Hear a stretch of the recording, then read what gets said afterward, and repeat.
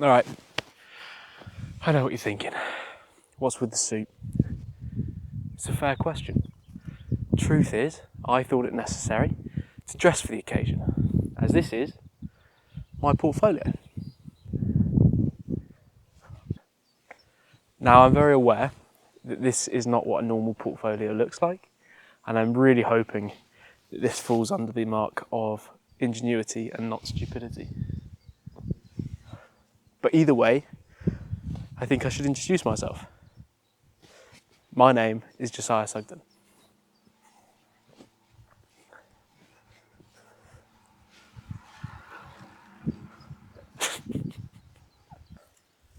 I graduated from Falmouth University last year with a BA Hons in film. It was great. I loved every minute of it. I met Dawn French, here's a picture. She's wonderful, by the way. I'm a filmmaker and photographer. I have loads of ideas and I love the idea of being able to bring them to life through the medium of a camera. I like seeing a project through to the end. There's nothing more satisfying. I love the idea of doing this for a career. If you're seeing this, it probably means that I'm applying for a job with you, which probably means that I like your work and I'd love to work for you. Now, this isn't a CV, so I should probably start talking about some of my projects. I'm going to start by talking about one of my more recent photography projects called Caution Alley. Now, I grew up and have always lived in the country, but after uni I decided I'd move to Bristol, and I named this project before I had moved there. And you can tell from the title that I had a few preconceived notions about what the city would be like. I thought it'd be rougher and in a state of more disarray than the places I'd lived before. I wanted to photograph that. But I think you can tell from the photos that I soon found out that I was wrong. I found Bristol to be a melting pot of subcultures with pockets of beauty and a surprising sense of community. I loved it there.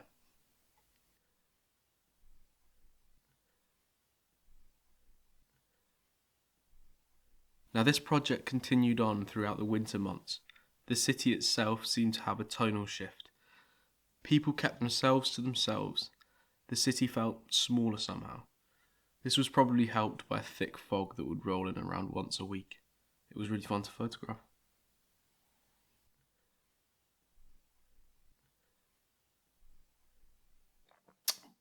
I mentioned that I lived in Falmouth in Cornwall for a while, and that became the location of many of my films.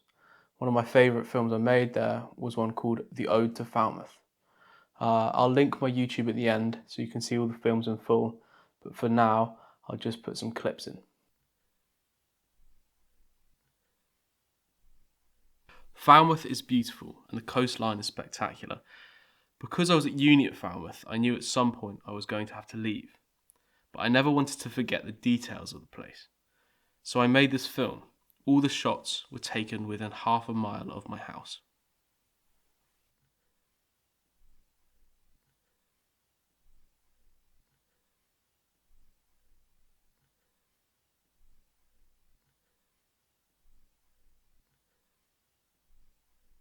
The coast drew a lot of interesting people to Falmouth, but by far the most interesting were the surfers. Surfing culture is massive in Cornwall. I attempted to learn to surf many times. However, it was never the sport itself that interested me. It was the people. My flatmate could not live without surfing. He described it as an addiction to rival meth. So, when I was tasked with making a film during the second lockdown, he was the perfect subject. For this project, we also worked closely with a company called Surfers Against Sewage.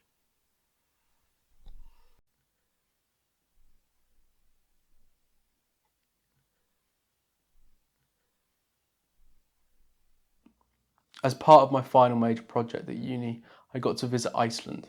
I was making a short experimental documentary called Snow Globe. The trip was wonderful, full of rugged landscapes and breathtaking natural beauty.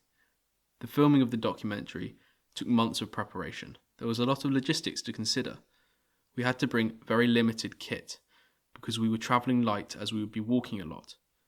We also had to prepare for the weather. The freezing cold, the wind and the rain could all cause serious damage to the equipment.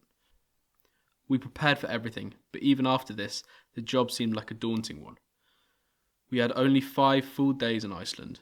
We were doing it with a tour company called Troll Expeditions, who kindly agreed to sponsor us.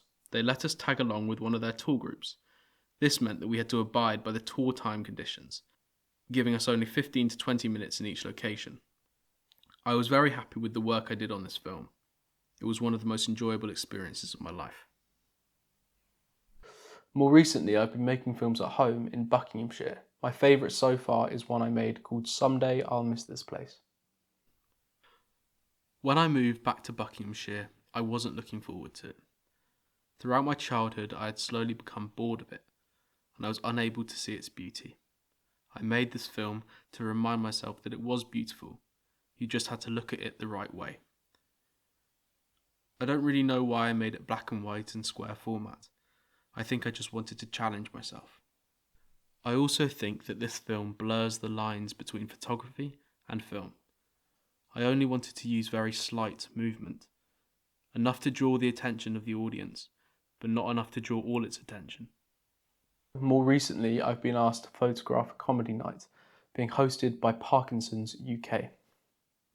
The night was all to raise money and awareness for Parkinson's. It was held at the Aylesbury Waterside Theatre, which is very photogenic.